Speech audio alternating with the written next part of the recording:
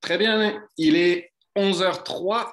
Je vais donc pouvoir commencer ce webinaire conjoint entre le CEI de Montréal et PME Montréal autour donc de ce sujet chaud, la pénurie de main-d'œuvre et comment le virage numérique peut vous aider face à ce défi, s'il en est un, d'actualité.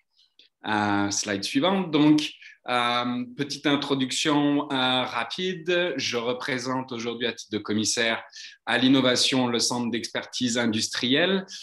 On essaiera de regarder un petit peu comment le centre d'expertise peut vous offrir un support technique.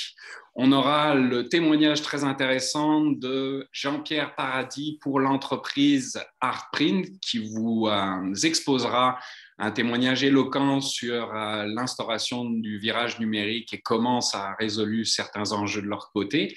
Et nous finirons avec mon collègue Ali Tayed de PME Montréal sur les outils de financement qui peuvent vous aider dans votre virage numérique. S'en suivra une période de questions et de conclusion. Donc, je vous invite dans le petit encart pour les questions-réponses à mettre vos questions. On y répondra à la fin de la présentation des différents participants. Sam, je t'invite à passer à la slide suivante. Alors, le CEI Montréal est une initiative du MEI il y a quelques années, avant même la pandémie et le sujet criant de la pénurie de main-d'œuvre. Le retard, malheureusement, accumulé des manufacturiers au Québec était déjà criant. Et un petit peu à l'instar des développeurs économiques qui sont là pour vous aider avec votre plan d'affaires et les aspects plutôt économiques, a eu la bonne idée donc de créer 4 centres d'expertise industrielle, celui de Québec, de Drummondville, Longueuil et nous-mêmes à Montréal, donc au plein cœur du quartier manufacturier de Ville-Saint-Laurent, avec développement économique auquel nous sommes rattachés. Notre mission, accélérer donc le virage numérique des manufacturiers avec 3 axes d'intervention, vous aider à découvrir et comprendre les technologies 4.0. Évidemment, il faut accompagner la main-d'œuvre et tout ça se fait en stimulant l'innovation. Donc, vous pouvez vous reposer un petit peu comme les commissaires de développement économique que vous connaissez déjà. Dans ce cas-là du CEI de Montréal, c'est vraiment des experts comme Michel Rioux en génie industriel, qui est aussi professeur de l'ETS, Robin Durand plutôt en biotechnologie, nous avons Thibault sur le génie industriel plutôt lié à l'aéronautique, Réal, un vétéran du transport, Jonathan, un PhD en innovation 4.0 et moi plutôt spécialiste en IoT et AI. Donc cette expertise-là vous est offerte pour vous accompagner. Je vais expliquer un petit peu plus de façon pratique dans le slide suivant. Donc, adopter les technologies 4.0. Nous disposons ici au CEI d'une vitrine technologique. Nous faisons des accompagnements donc des manufacturiers dans le virage numérique. Nous aidons dans la formation de main-d'œuvre. On est très proche des cégeps, des collèges, des universités. Et enfin, donc, stimuler l'innovation. On a ici plusieurs startups avec de la vision industrielle ou de l'AI qui nous permet vraiment d'être au cœur de l'innovation. Slide suivante. Comment aborder le problème de pénurie de main-d'œuvre?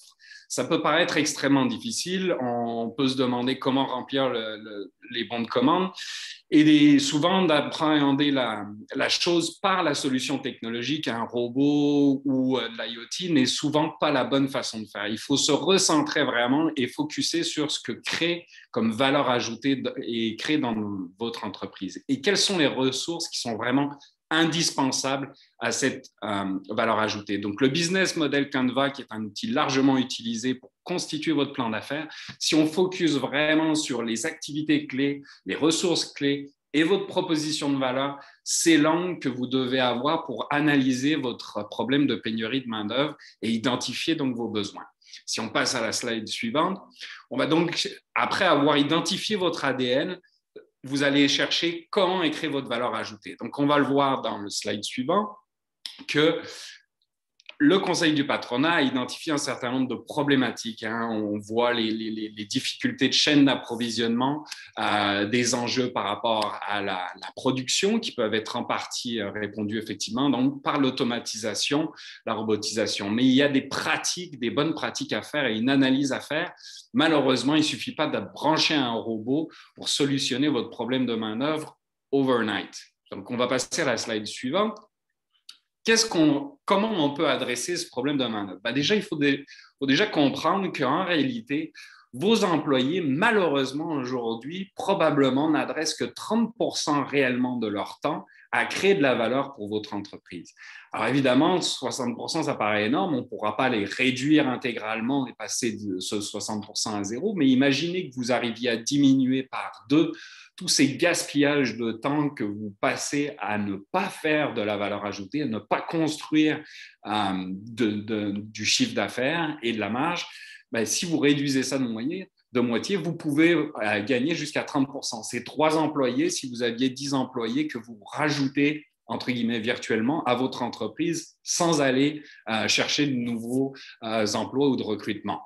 Donc, si on passe à la slide suivante, la valeur ajoutée, il faut comprendre que c'est vraiment tout ce qui est une activité qui va vous permettre en vis-à-vis de faire payer le client. Donc, c'est la perception du client dans sa capacité à vouloir payer un produit pour une meilleure qualité ou pour arriver plus vite, etc. Il faut comprendre que tout le temps que vous allez passer à refaire de la saisie, à aller chercher les matériaux dans l'inventaire qui n'est pas assez organisé, tout ça, c'est de la perte de temps qui ne crée pas de valeur ajoutée, que vous ne pouvez pas facturer à votre client et qui, par conséquent, vous fait perdre du temps et l'activité de vos employés. Et si vous devez réenvoyer une soumission, vous pouvez perdre des fois 1, 2 ou 3 mois sur un projet et un client. Donc, on voit bien qu'une erreur à la saisie peut avoir des répercussions importantes sur votre modèle d'affaires et votre exécution. Si on passe donc, au slide suivant, comment analyser après votre valeur ajoutée? Il y a la notion d'améliorer le temps de réponse qui devient de plus en plus critique. Si vous vendez en ligne, les attentes sont élevées par rapport à ça. Surtout la partie aussi qu'on sous-estime parfois. Donc, encore une fois, c'est vraiment l'élimination du gaspillage. Et pour connaître la présentation, vous verrez comment Art et Jean-Pierre vous illustrera ça, je pense, de façon très probante. Et donc, ensuite, de réaliser des économies de gamme en mutualisant un certain nombre de concepts et de techniques. Donc, c'est vraiment des approches libres. On est très loin de l'AI, de la robotique, mais c'est vraiment des bonnes pratiques par lesquelles il faut commencer.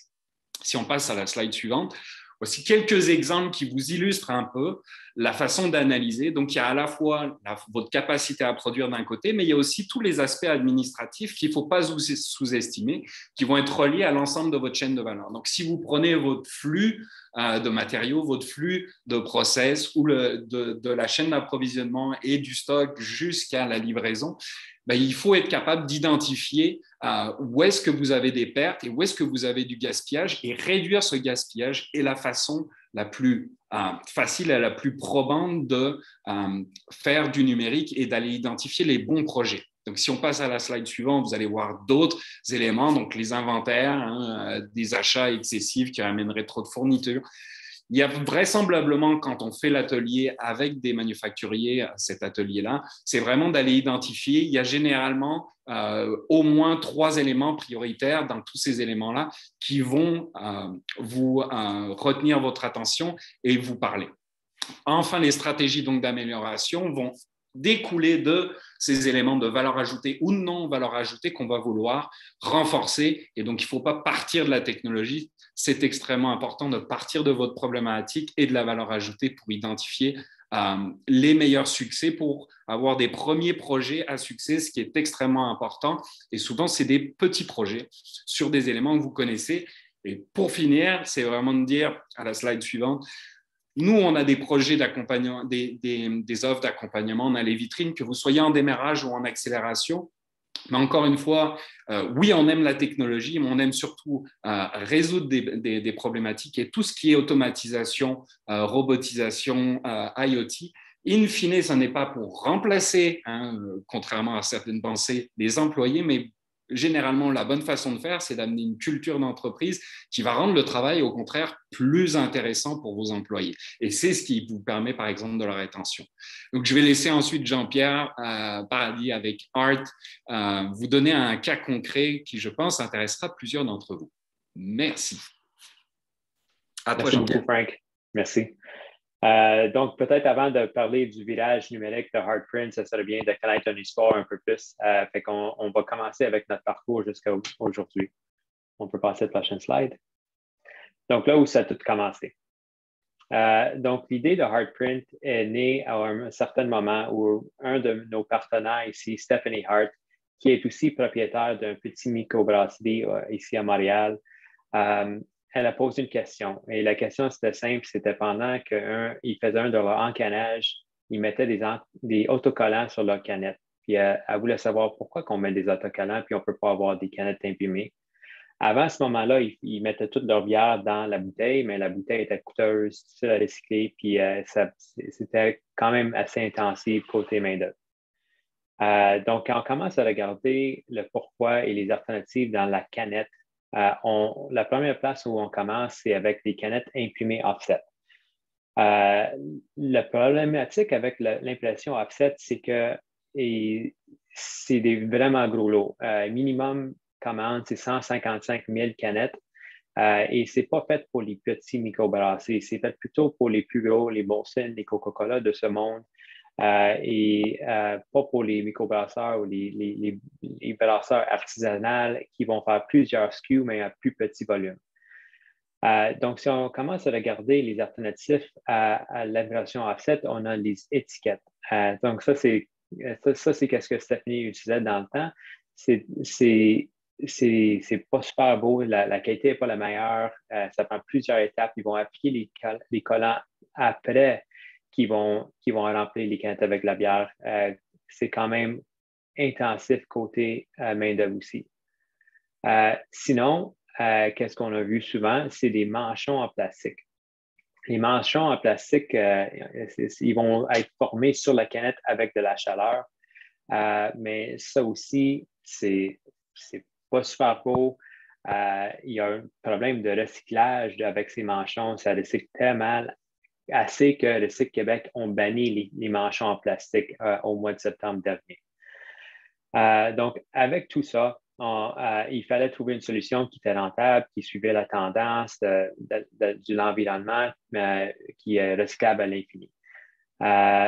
Donc, on faisait notre EMBA ensemble à Concordia et un de notre cours, c'était commencer une nouvelle aventure et c'est là où elle a proposé le problème. Puis la solution que nous avons trouvée, c'est l'impression numérique. Donc, l'impression numérique, ça existait déjà sur d'autres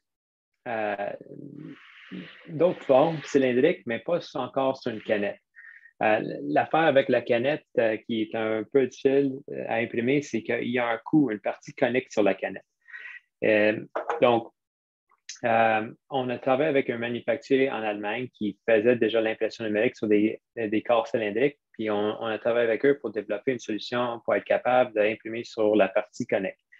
Et avec ça, Heartprint est né. On est né depuis juillet 2018, puis on est en opération depuis octobre 2019.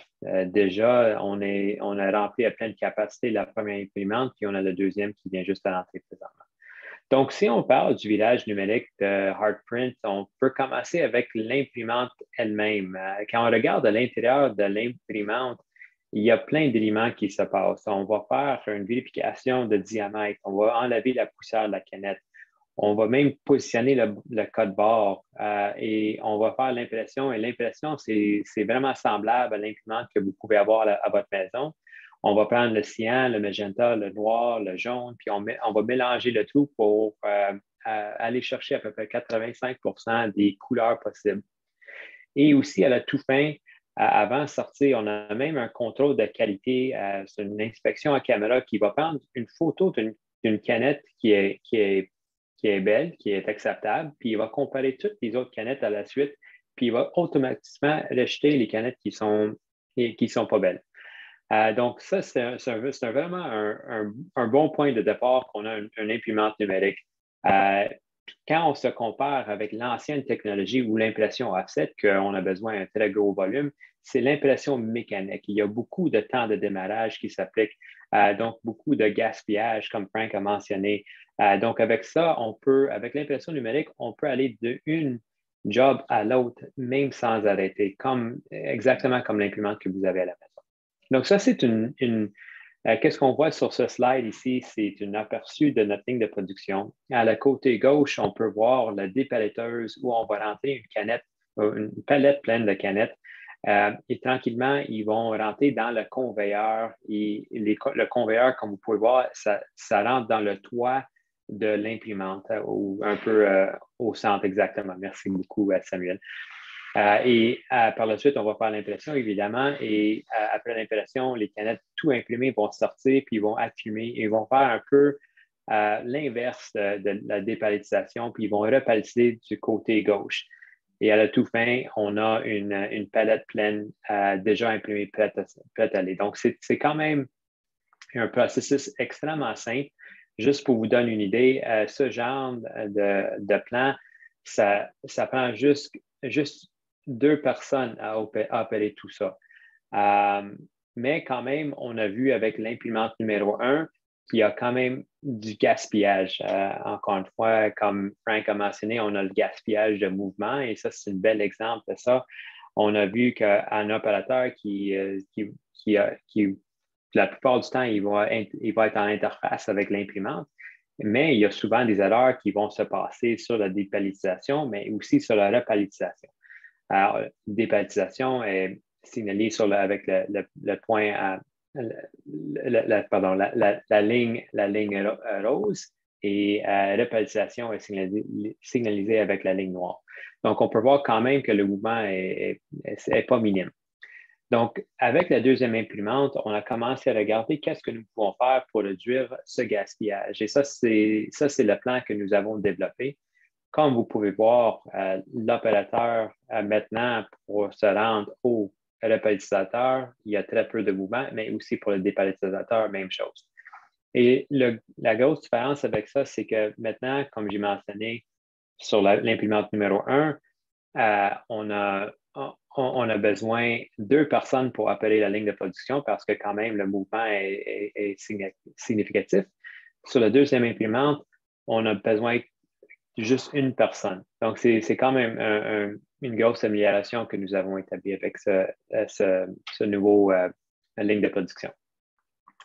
Aussi, quand on commence à regarder à l'intérieur de l'imprimante, j'ai mentionné qu'on fait une inspection de diamètre. Qu'est-ce que ça veut dire? C'est qu'à chaque fois qu'on a une canette embossée, l'imprimante va automatiquement arrêter. L'opérateur va enlever les canettes endommagées. Puis juste pour être certain qu'il n'y a pas d'autres canettes endommagées, l'imprimante va rejeter automatiquement les autres canettes qui sont à l'intérieur de l'imprimante.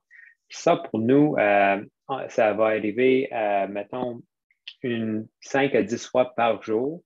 Et à chaque fois qu'on est en arrêt, on va perdre à peu près 2 à 5 minutes.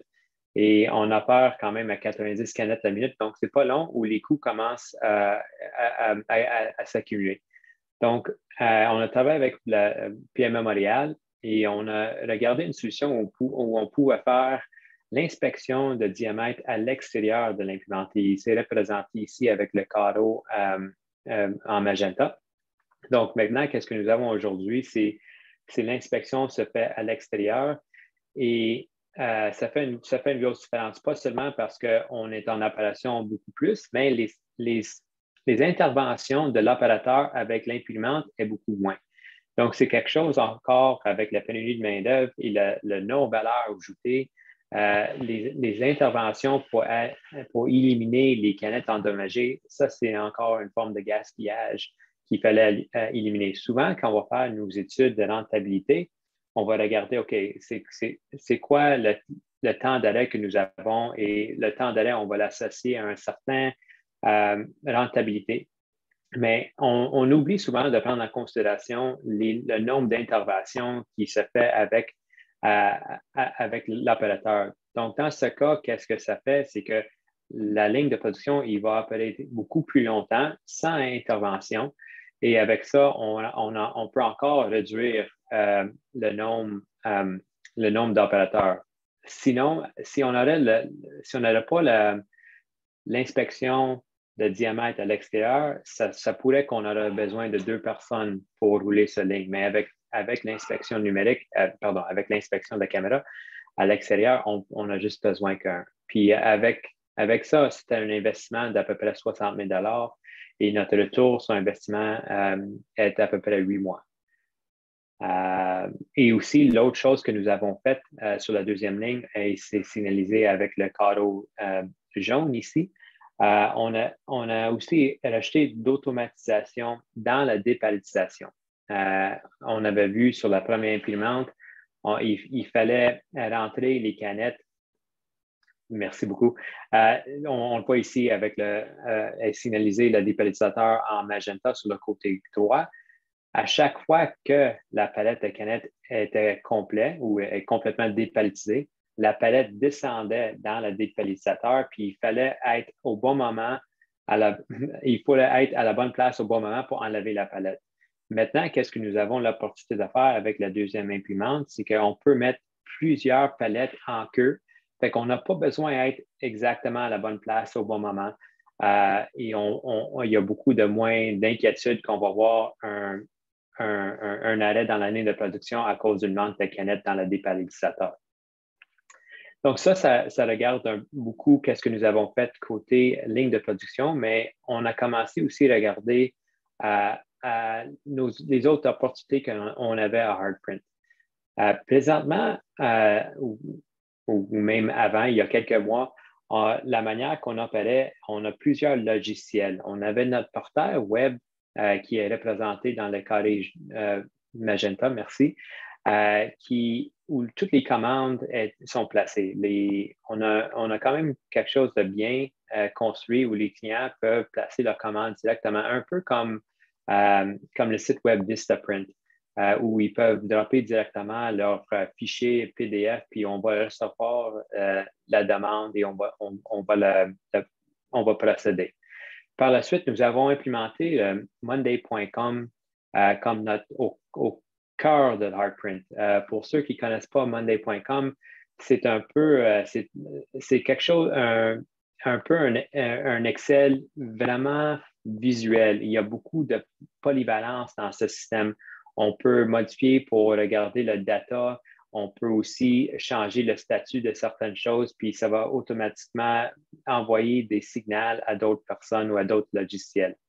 Et finalement, on a Xero, qui est notre logiciel de comptabilité. Donc, on peut voir avec ça, il y a beaucoup d'échanges manuels, de rentrée de données manuelles. À chaque fois qu'une commande est placée, il y a quelqu'un qui rentre dans Monday.com, puis ils vont taper manuellement les détails de la commande, le nombre de canettes, le nombre de palettes, le nom du fichier. Donc, c'est vraiment intensif côté entrée de données manuelles. Et par la suite, même, on a d'autres gens. On peut voir ça, c'est l'organigramme de Hardprint ici. Et chaque carré rouge représente quelqu'un qui va passer au-dessus de 2 heures par jour en faisant l'entrée de données manuelles. Les carrés jaunes, c'est moins intensif, mais quand même, c'est juste pour faire l'interface avec le logiciel Monday.com. Et présentement, qu'est-ce que nous avons fait? Et c'est un peu, je pense que ça va être une nouvelle tendance, au moins on l'espère, qu'on va commencer à créer des nouvelles tendances. Dans le passé, les grosses compagnies, quand ils voulaient faire ce genre de choses, ils incorporaient un ERP. Mais l'ERP, qu'est-ce que nous avons vu quand on a commencé à regarder ces genres de logiciels? Ils sont lourds, ils ne sont pas faciles à utiliser. Souvent, ils sont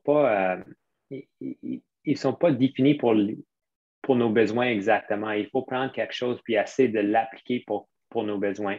Donc, avec Monday.com, on a vu avec l'API, surtout avec on parle de l'industrie 4.0 et Internet of Things, et on est capable de prendre les meilleurs logiciels, les logiciels qu'on adore le plus, puis les interconnecter avec l'API. Donc, aujourd'hui, on a un portrait il y a beaucoup plus d'échanges automatiques. Maintenant, notre site web va parler directement à monday.com, puis automatiquement, les gens sur la ligne de production, ils vont voir la commande qui a été placée. Il n'y a plus de rentrée de données manuellement. Et aussi, entre monday.com et Xero, on va voir les factures vont être générées automatiquement. Donc, qu'est-ce que ça fait? C'est pas seulement, on élimine pas seulement le non-valeur ajoutée, mais ça va aussi réduire le nombre d'erreurs que nous avons quand on fait la rentrée de données manuellement. Et c'est ça que nous avons vu chez Heartprint, c'est que le nombre d'erreurs était énorme. Quand on avait souvent des impressions qui étaient mauvaises. Donc, on parle des pertes de 5 000 dans certains cas. C'est quand même assez majeur. Donc, avec ça, nous avons plus de confiance dans les données à cause que c'est fait automatiquement. Donc, ça, c'est un portrait un peu de l'organigramme présent. Et vous pouvez voir qu'il n'y a aucun carré jaune et ça veut dire que les gens, ils ont juste à interfacer avec monday.com. Ils n'ont plus besoin de faire de l'entrée de données manuelles. Et c'est tout. Merci. Bonjour tout le Denis, ça va monde. être à toi? Oui, exactement. Ouais, Bonjour tout le monde. C'est un plaisir d'être ici parmi vous avec mes collègues du CEI, donc Centre d'expertise industrielle, et notre client Jean-Pierre, qui est responsable dans l'entreprise Heartprint, qu'on a eu justement le plaisir de financer avec le Fonds PME Montréal et le Fonds de subvention pour automatiser, entre autres, le système d'inspection du diamètre des canettes. Comme vous avez vu, là, le retour sur investissement est incroyable. Donc, c'est une preuve concrète et qui fait le lien avec l'automatisation des processus, l'élimination aussi de plusieurs interventions manuelles qui engendrent des surcoûts pour l'entreprise. Donc, pour ma part, évidemment, je m'appelle Ali Tayeb, toujours. Donc, je suis directeur développement industriel et durable. Donc, j'accompagne les entreprises industrielles et manufacturières dans leurs projets de développement.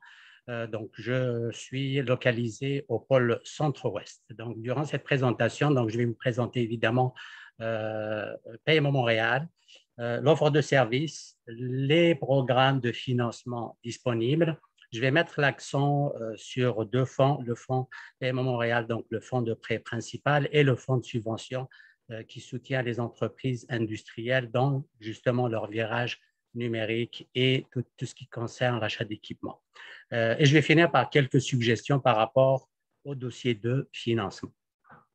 Donc, je vais tout de suite commencer par la présentation de PME Montréal. Donc, PME Montréal, pour ceux qui ne connaissent pas, c'est le réseau de développement économique de la ville de Montréal. Donc, nous sommes 140 experts répartis sur 6 pôles sur l'île de Montréal, dont la mission, c'est de soutenir justement les entreprises privées et d'économie sociale. Économie sociale, c'est tout ce qui concerne les organismes et les coopératives. Pour certains chiffres en ce qui concerne l'année 2022 dans la slide suivante, comme vous voyez, donc, nous avons des fonds de subvention, des fonds de prêt que je vais vous expliquer brièvement dans une prochaine slide. Mais au niveau de l'accompagnement, nous accompagnons plusieurs milliers d'entreprises et nous finançons plusieurs centaines d'entreprises par année, évidemment sur toute l'île de Montréal. Pour l'offre de services, donc ça s'articule principalement sur le financement et l'accompagnement. L'accompagnement sous forme évidemment de services conseils, que ce soit des généralistes ou des experts. Pour le financement, donc nous avons des financements sous forme de prêts, sous forme de subventions, et nous organisons des activités, des ateliers de réseautage, etc. Pour tout ce qui concerne les parcours de formation, ils sont centralisés à l'École des entrepreneurs du Québec. La prochaine slide. Donc, comme vous voyez, nous avons 6 expertises dont nous intervenons. Donc, les 6 expertises touchent principalement, comme vous voyez, à la première, la commercialisation des innovations. Donc, c'est des experts qui accompagnent les entreprises dans leur stratégie de commercialisation des innovations, au moins dans 6 secteurs d'activité. Nous avons aussi l'expertise en lien avec tout ce qui concerne les commerces de détail, donc commerce sur rue. Donc, il y a des professionnels qui aident des entreprises du commerce de détail à croître.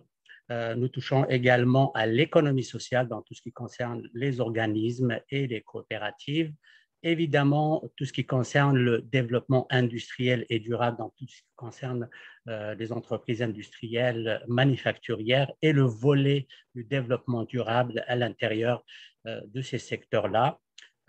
Sans oublier le développement de marché. Donc, nous avons des professionnels, des experts qui accompagnent les entreprises pour vendre et commercialiser les produits en dehors du Québec. Et la dernière expertise qui est la logistique du commerce électronique, donc qui n'est pas la moindre. Donc, ça aide quand on fait du commerce électronique, n'oubliez pas, il y a toute une logistique derrière. Donc, nous avons des experts qui accompagnent les entreprises dans ces volets-là.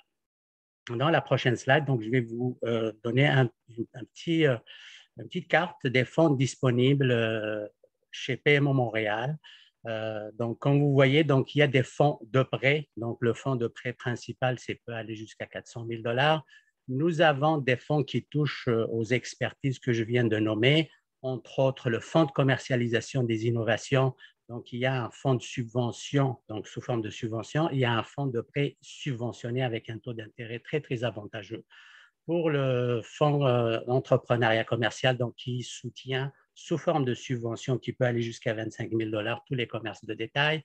Évidemment, le fonds de développement, le fonds d'économie sociale, donc sous forme de subvention. Évidemment, le fonds de développement industriel que je vais vous expliquer tantôt. Et le dernier fonds, c'est un fonds dédié pour soutenir les jeunes entreprises sous forme de subvention qui peut être présentée dans un montage financier pour soutenir les entreprises, les jeunes entreprises, généralement de moins de 5 ans. Je vais mettre l'accent, comme vous voyez, nous avons plusieurs fonds qui touchent à plusieurs secteurs d'activité.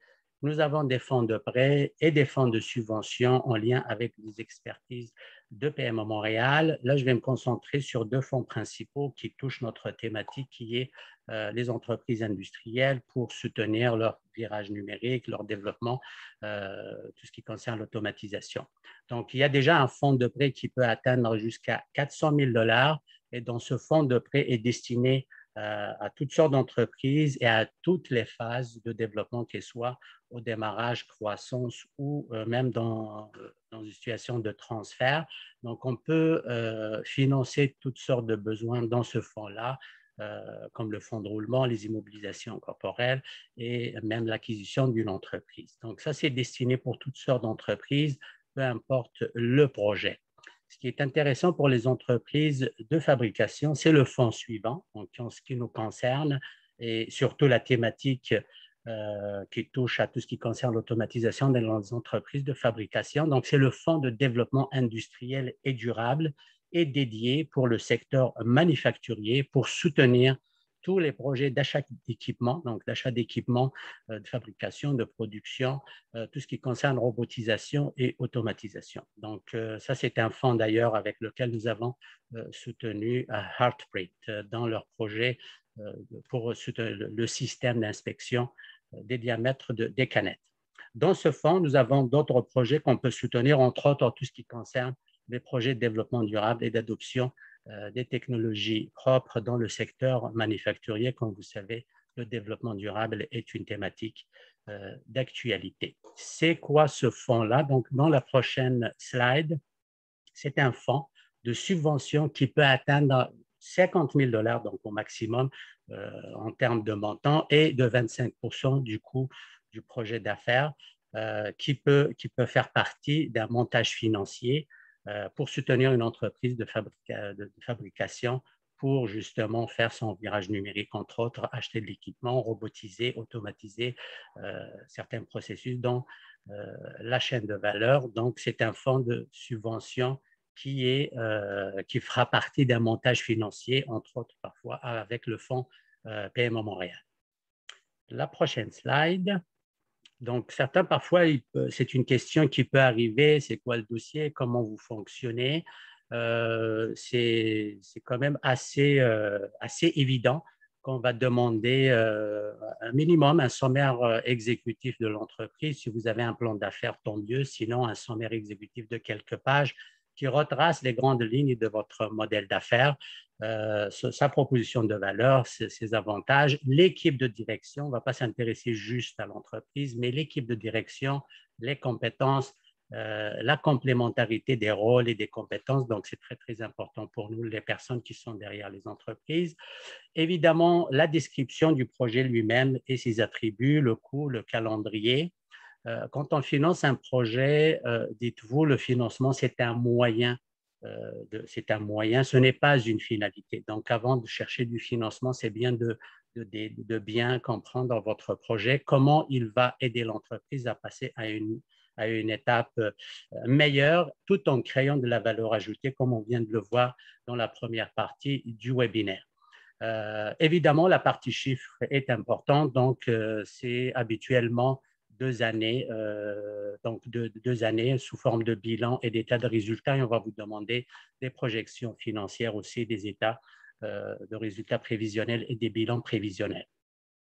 Évidemment, n'hésitez pas à contacter PMO Montréal et durant le contact, un directeur va vous accompagner justement pour améliorer le projet et vous donner des suggestions. Si à un moment donné, vous ne savez pas par où commencer, donc j'ai mis contacter PMO Montréal en dernier, mais vous pouvez commencer tout de suite par ça et puis les choses vont évoluer certainement avec l'accompagnement. Donc, voilà pour en ce qui concerne cette partie. Merci beaucoup.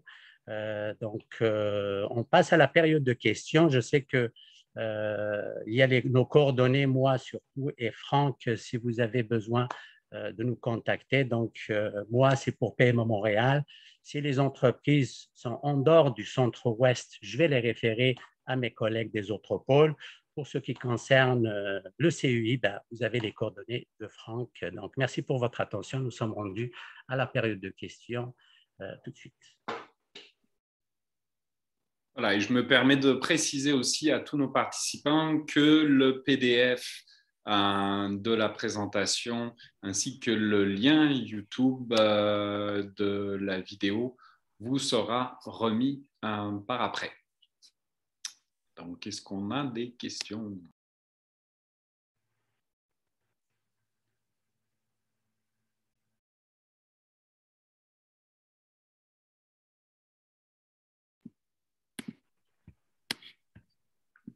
Moi, j'en aurais peut-être une en attendant que quelqu'un se manifeste.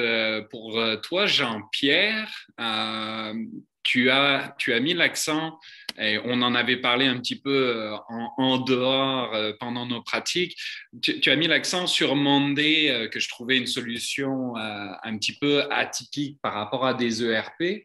Au-delà de la solution des ERP Monday, là, on comprend que c'est plus une gestion de projet Monday qu'un ERP qui est vraiment une entreprise resource planning vraiment complet.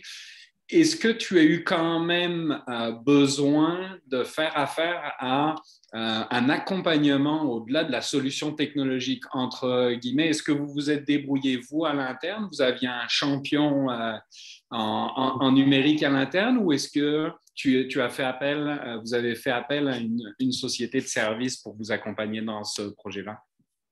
C'est une excellente question. On est quand même chanceux. Un des cofondateurs ici chez Heartprint, c'est un ingénieur de logiciel. Donc, il nous a aidé beaucoup avec ce projet.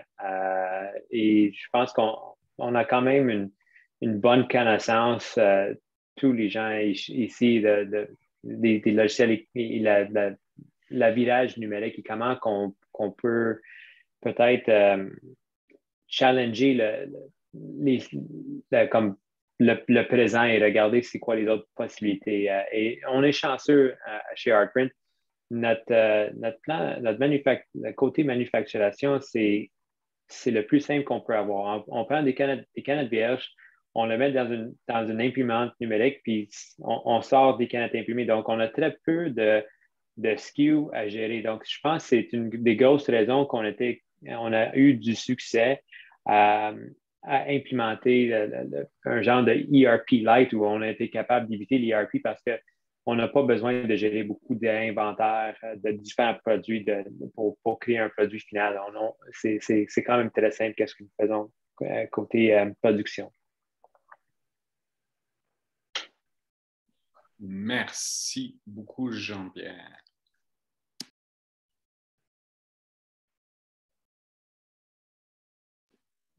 Je vois une main levée de Karim. Est-ce qu'on a reçu sa question? Je tente. Oui, effectivement, Franck. Question de Karim Oulji. Oui. Lorsque vous accompagnez vos clients en conseil technique, faites-vous appel à des manufacturiers pour vous supporter? Oui, alors merci Karim. Effectivement, excellente question. En réalité, même, j'aurais tendance à dire que malgré mon exposé sur l'expertise que nous avons au niveau du CEI, et aussi bon sommes-nous, l'industrie 4.0 est un sujet extrêmement vaste qu'il est impossible de maîtriser intégralement à un seul cerveau. Donc déjà, quand on fait des accompagnements d'entreprise, on est généralement 2 commissaires, pas juste un, et on peut faire appel aux autres commissaires au besoin, mais effectivement, on travaille avec des manufacturiers, on travaille en fait essentiellement à sourcer les solutions et à aider les entreprises à plutôt qualifier et apporter notre expertise technique. Donc, ce n'est pas nous qui allons exécuter le projet en tant que tel, on va plutôt dresser le cahier des charges, trouver des fournisseurs, puis aider à faire peut-être l'arbitrage entre un ERP ou une solution Monday comme ils ont été capables de le faire chez Artprint parce qu'ils avaient un champion à l'interne. Donc, nous, on va juste accompagner des entreprises qui ne seraient pas dotées de cette expertise à l'interne, mais on va se fier effectivement sur des manufacturiers, des intégrateurs qui sont d'ailleurs aussi nos partenaires dans la vitrine technologique dans certains cas où on expose leurs solutions qui ne sont pas nos solutions, bien entendu. On ne développe pas de technologie pour les entreprises accompagnées. J'espère avoir répondu à la question de Karim. Moi, je vois une question au sujet du financement. Pour le financement, est-ce qu'un business plan, donc un plan d'affaires, est obligatoire et c'est combien à peu près la mise de fonds nécessaire? La réponse, donc je vais vous la donner tout de suite. Le plan d'affaires n'est pas nécessaire dans la majorité des cas. Donc, on demande un minimum, un sommaire exécutif, surtout pour les entreprises existantes. Pour la mise de fonds, gardez 20% minimum en tête. Donc, pour tous les fonds, peu importe le secteur d'activité, en général, on va demander un 20% de mise de fonds. Soit c'est une nouvelle injection ou sous forme de l'équité, si l'équité est suffisante dans l'entreprise.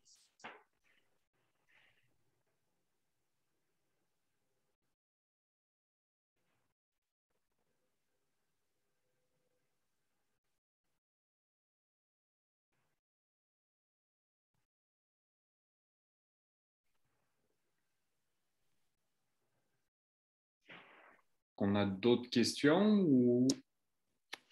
Pour le moment, je ne vois pas. Pour le financement technique ou peut-être encore sur l'expérience de Jean-Pierre?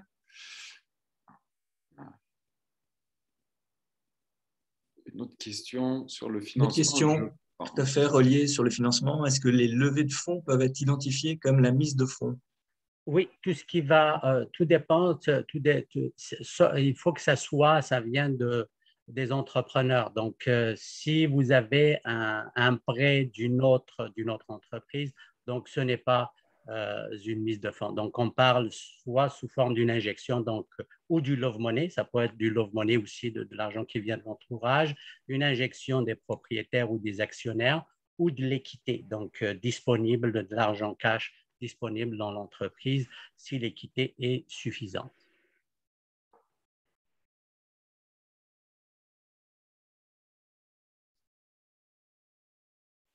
On n'a plus d'autres questions pour l'instant, à moins que... Je peux ajouter un petit complément, l'avance des actionnaires aussi. Donc, quand les actionnaires mettent de l'argent à disposition de leur entreprise sous forme d'avance, on la considère comme de l'équité aussi.